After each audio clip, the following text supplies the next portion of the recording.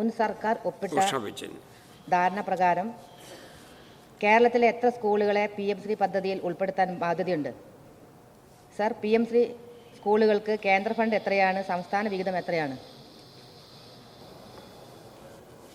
ബഹുമാനപ്പെട്ട മന്ത്രി. സർ, ഒരു സംസ്ഥാനത്തെ തദ്ദേശ സ്വയംഭരണ ബ്ലോക്കുകളിൽ ഒരു ബ്ലോക്കിൽ ഒരു എലമെൻ്ററി സ്കൂളും ഒരു സെക്കൻഡറി സ്കൂളുമാണ് ഈ കാര്യത്തിന് വേണ്ടി തിരഞ്ഞെടുക്കേണ്ടത്. അതിലെ വിഹിതമെന്ന് പറയുന്നത് 60-40 ആണ്. 40% കേരളവും 60% കേന്ദ്രവുമാണ്. ഒരു സ്കൂളിന് ലഭിക്കുന്നത് 1 കോടി രൂപയാണ്. Second question. സർ, PM-ശ്രീ വിഷയത്തിൽ ധാരണാപത്രത്തിൽ ഒപ്പുവെക്കുന്നതിന്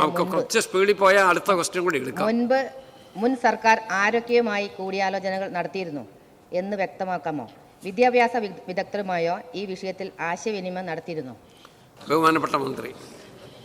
ഈ കഴിഞ്ഞ ഗവൺമെൻറ്റിൻ്റെ കാലത്ത് PM-ശ്രീ പദ്ധതിയിലെടുത്ത നടപടികൾ ഞാൻ ഇപ്പോൾ ഇവിടെ പറഞ്ഞു.